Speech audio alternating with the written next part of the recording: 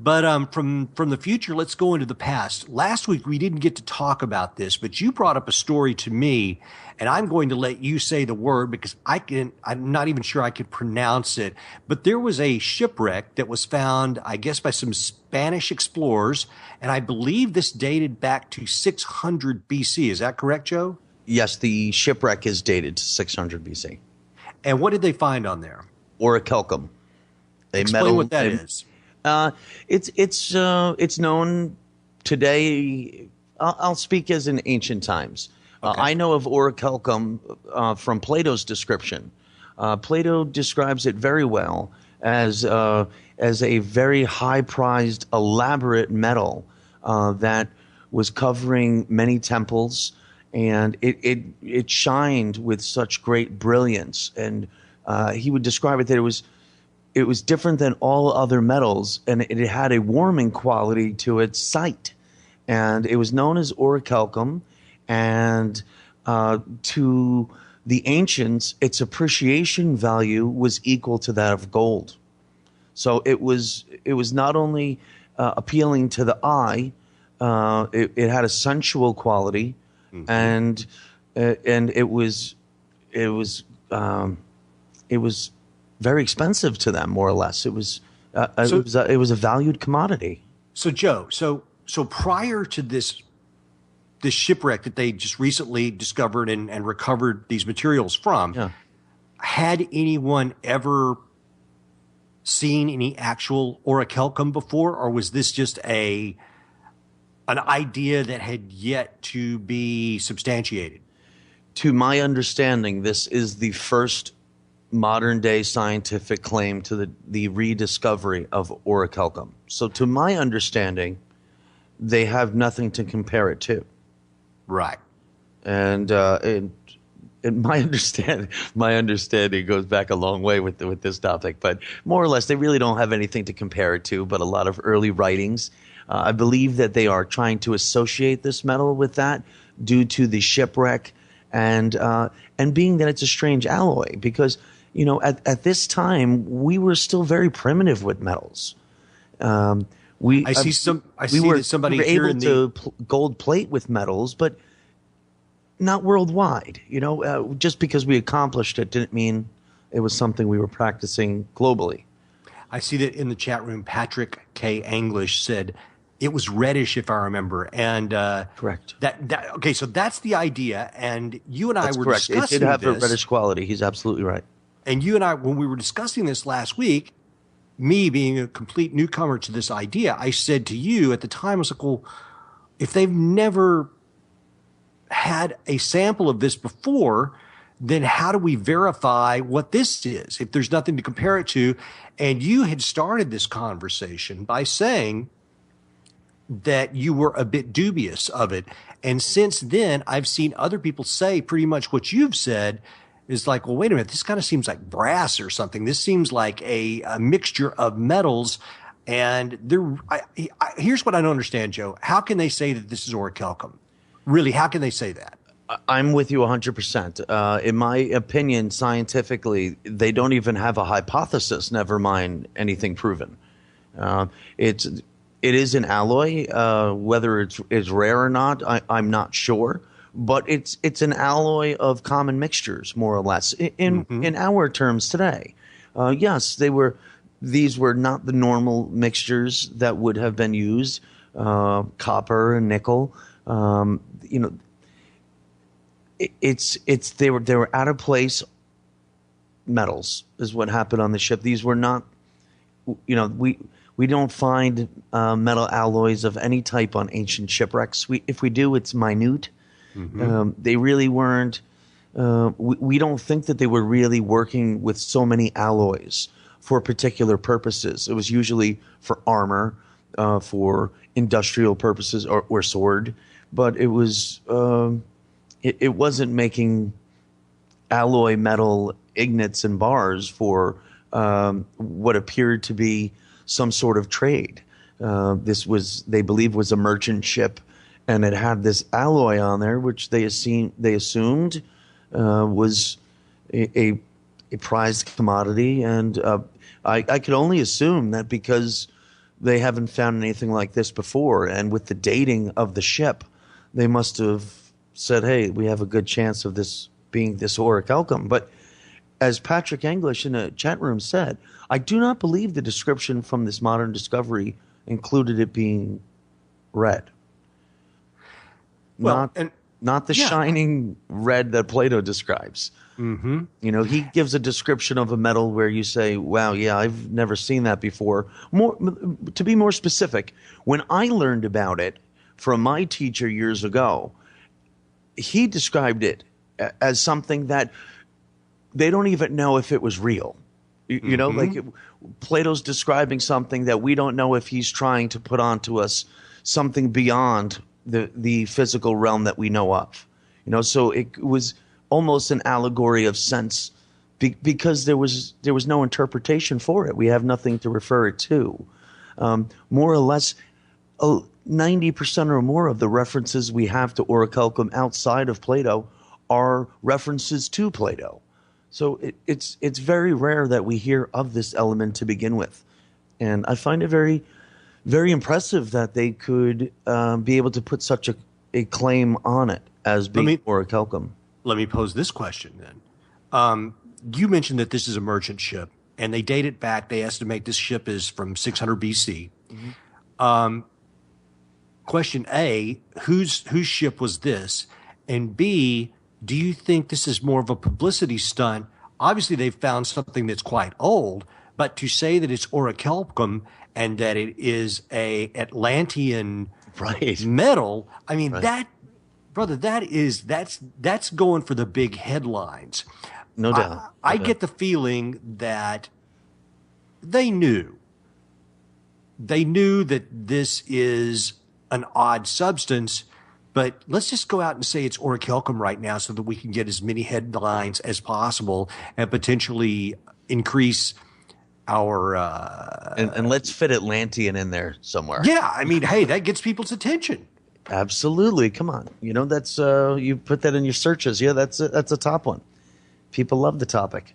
Because you know a lot more about this than I, but when you were first telling me the story and I had seen it, and I didn't actually read too much on it initially because I just couldn't take it seriously. Right. And then when you and I started discussing it, it just seemed like, wow, that is a huge statement to make. And then the more that you told me about it, I'm like, well, wait a minute. First thing, it sounds like they don't have anything to compare this to. They have stories. And then when they mentioned the 4 or 5 different metals that were in this, it just sounds, I mean, listen, it's still a very interesting find. I'm not saying not.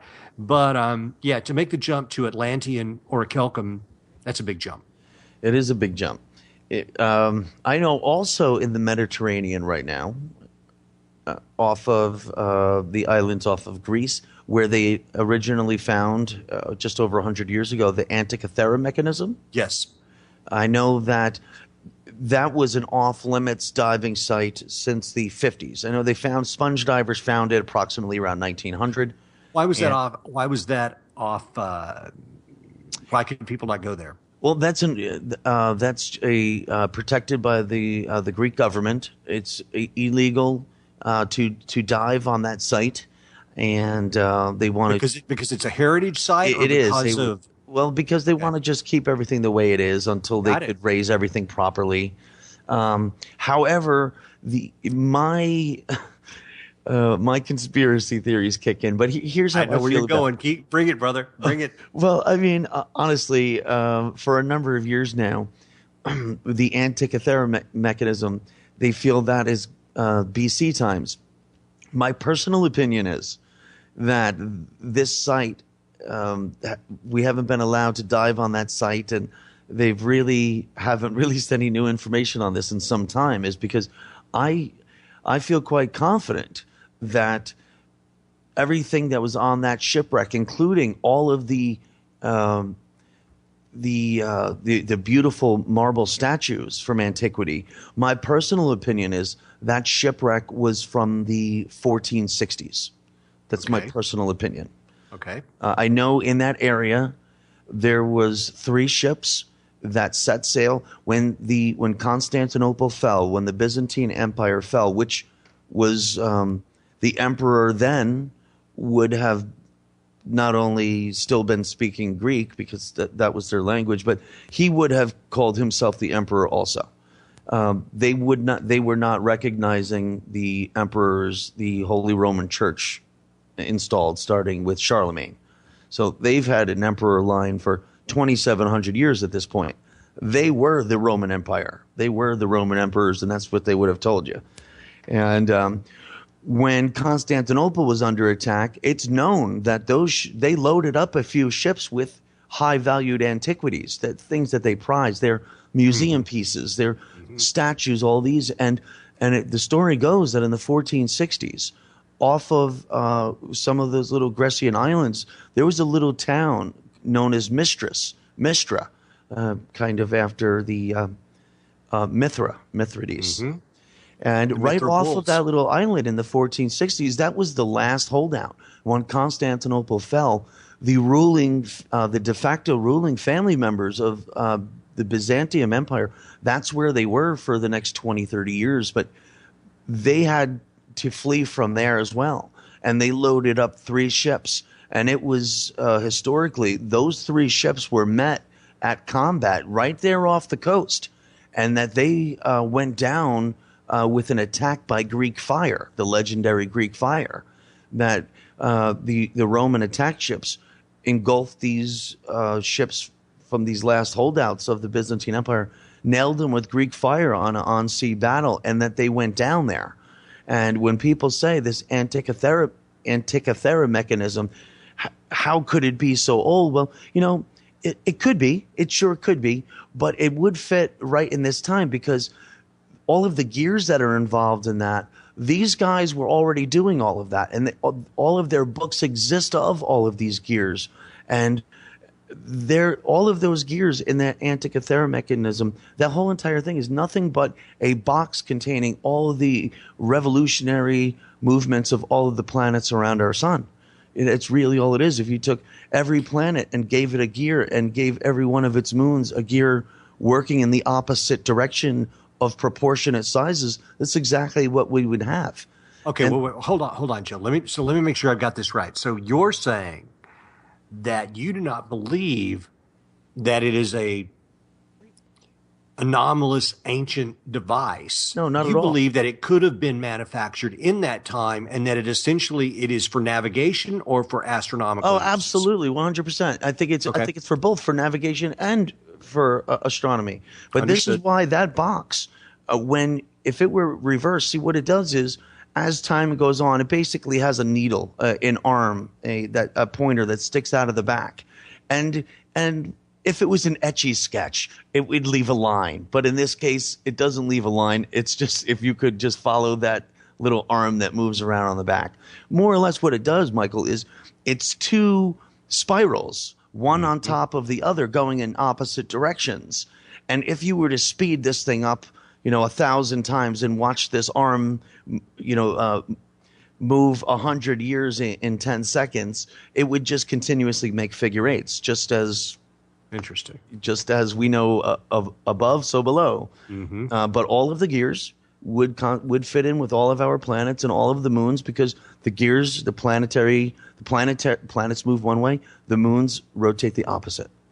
So to be clear, because I'm looking at one of the questions in the chat room, what we're discussing here, just so I don't remember who mentioned this, but I think somebody was mistaken. They thought that we were saying that the Orichalcum and the Antikythera were found on the same boat. They were 2 different boats at 2 different times. Yeah, I jumped over to the Antikythera mechanism when you proposed the question, why would they make such an outrageous claim? Because currently, right now, at this moment, they are rediving on that site where the Antikythera mechanism was. Well, speaking of strange and so they might not want a lot of activity there, because they actually had to build this incredible suit. Like, it looks like a space suit, but it's really like a robotic suit that a person can go into, and they could go down and walk on the Mediterranean seafloor where this wreck is. What depth is this at? I believe it's only like 100 feet. Okay, not bad. But I believe that with this suit, it has like this new up-to-date rebreather, but it has everything's very articulated.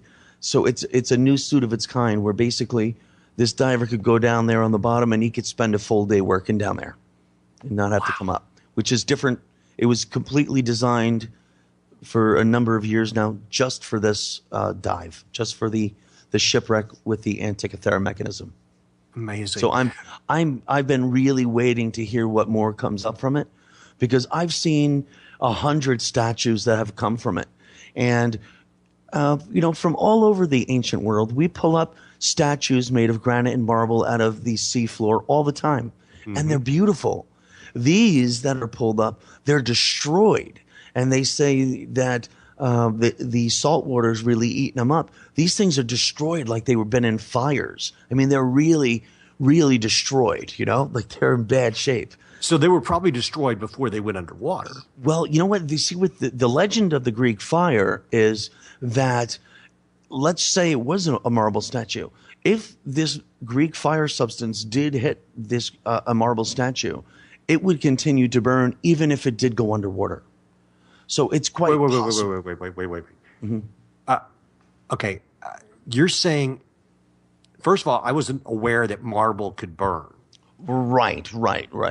Well, it can't. But it's the Greek fire, it's known as this, it's a very thick substance, probably. So we're not even talking about fire. We're talking about a chemical process. It's a great example would be a flamethrower of those days, but we've lost this recipe for Greek fire. We know of it in antiquity from many stories of it, that it was used in this battle or in that battle, but we've lost the recipe how to make this Greek fire.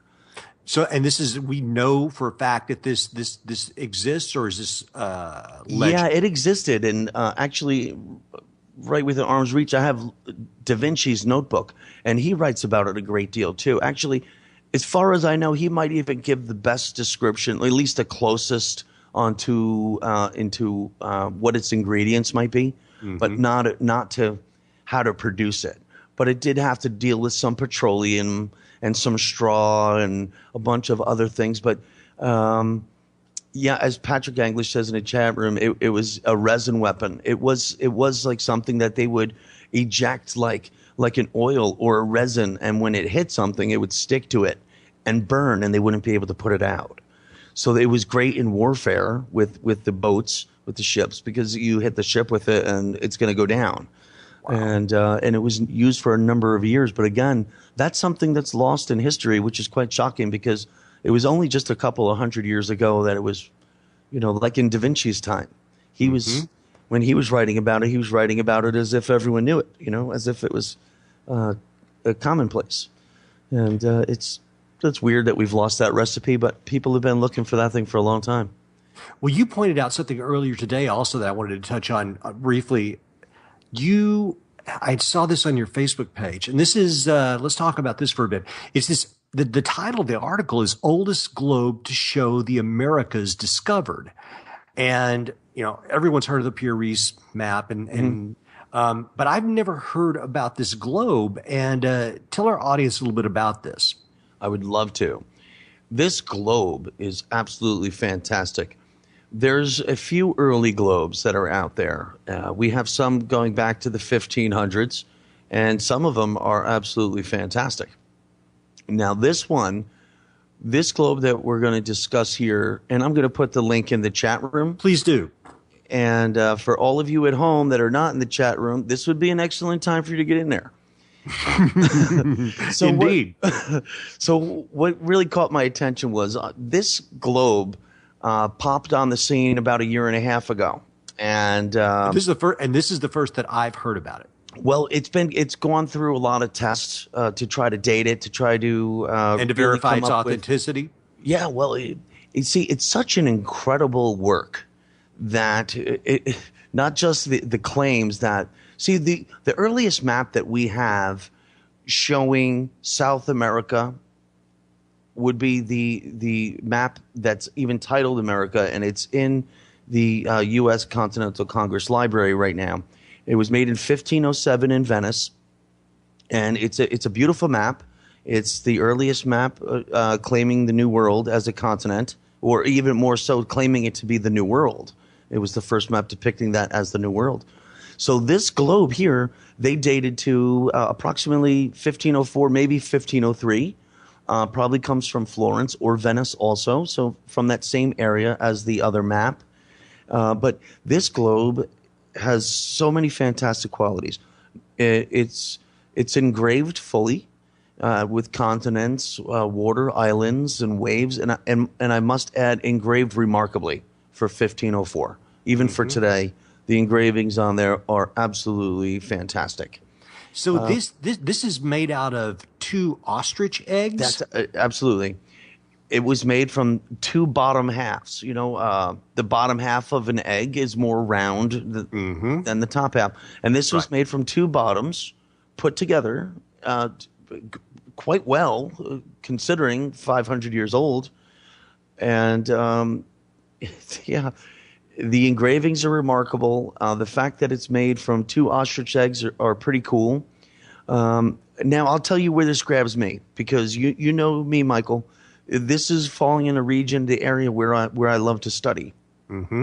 Now, there's only a few people in the world then who could engrave to such quality.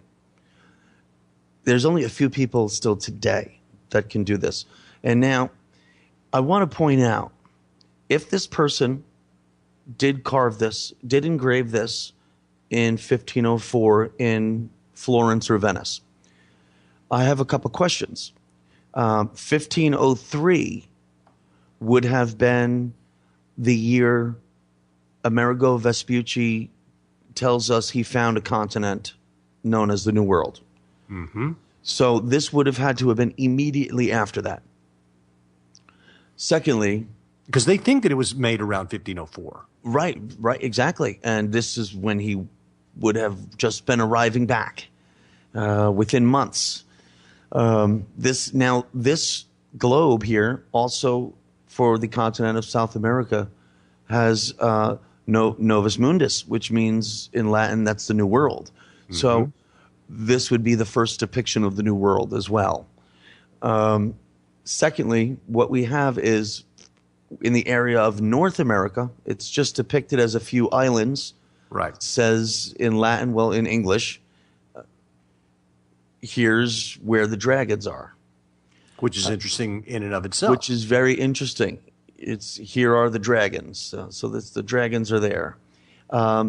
Another key feature, which I'm going to put, that this most likely could be someone who knew Vespucci or in that time, also where South America is, written in Latin. It says the land of our Holy Cross. Excuse me.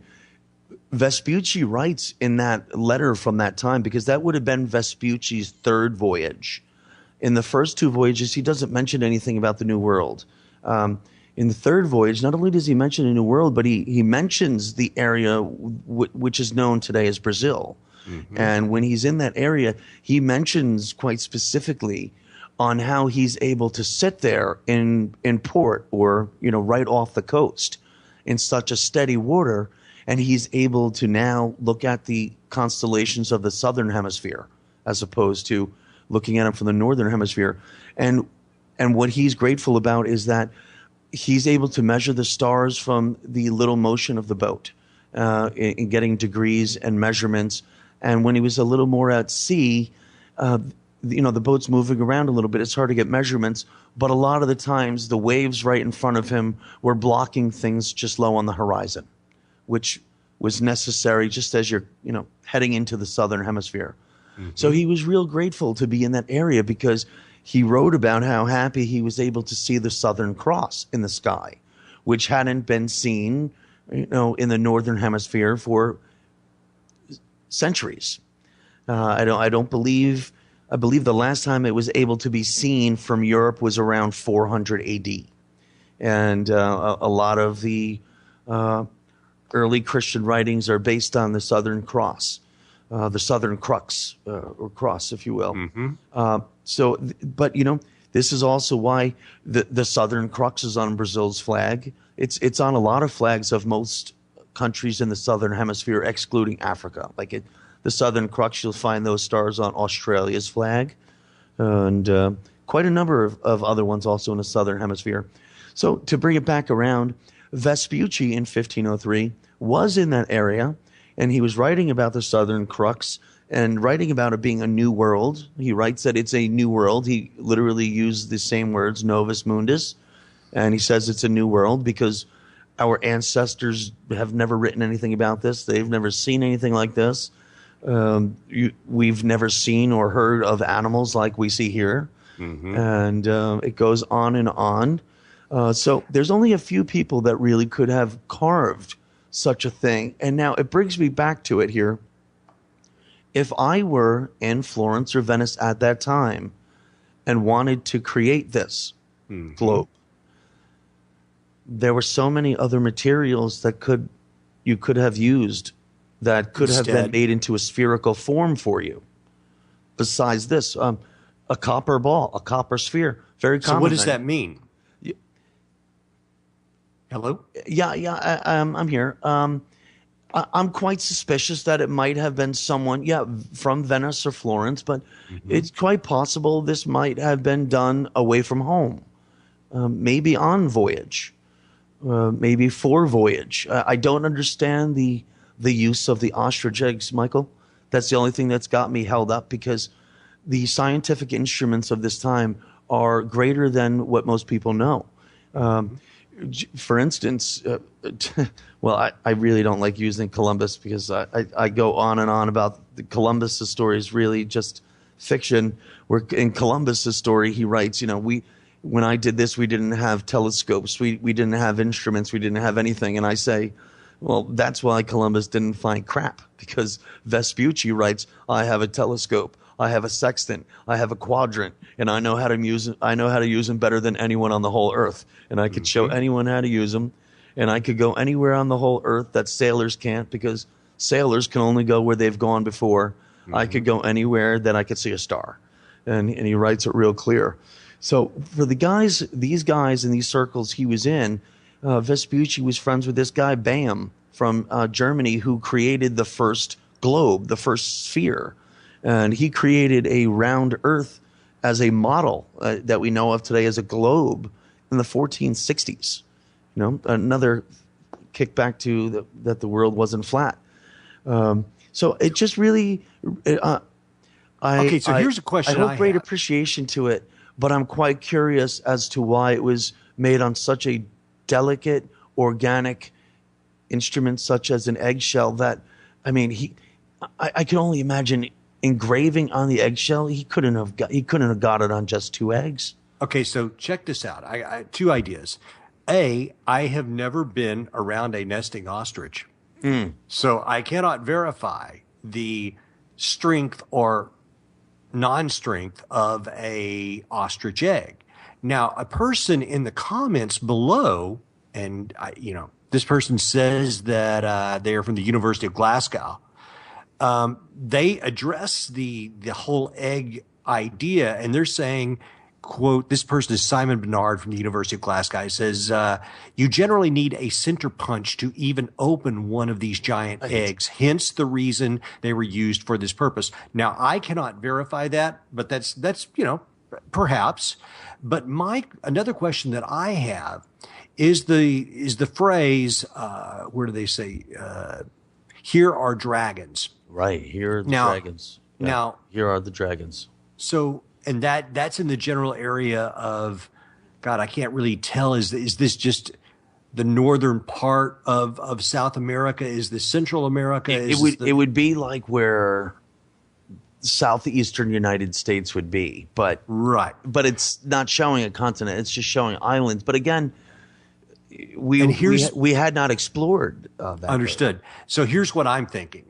I'm wondering, and I put it to you since you've studied these people, I'm wondering if that is merely a phrase to signify the idea when we say, here be dragons, they're saying, here are the dragons. I'm wondering if even then they are saying that a little bit in jest, meaning that this is completely unexplored. It doesn't mean that there are literally dragons here or that the dragons signify anything. I'm asking you, would that be out of character on an item like this to say something? It would be fair. It would be fair.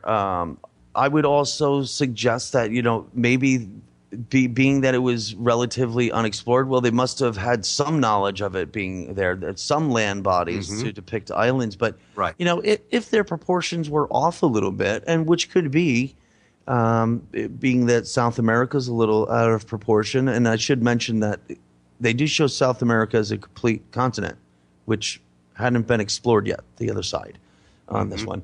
But however, if that was out of proportion a little bit, and instead of, where I was saying earlier, Southeast U.S., if that was more Central America, like Mexico, on those pyramids, there's iguanas. There's dragons, Yes. even in stone. That's true. They do have stonework with dragons. It's a guadal. Yeah. So, I do have to wonder about that. But again, I feel that there was a knowledge of land over this way, and it was really just who had the gall, and I think what really it came down to was it was just such horrific times in Europe, heading into the late 1400s, that people they had to find somewhere else to go, and they didn't feel like they had much to lose. No, they didn't. I mean, people were, millions were being killed every year. The closer to 1500 it was getting worse every year.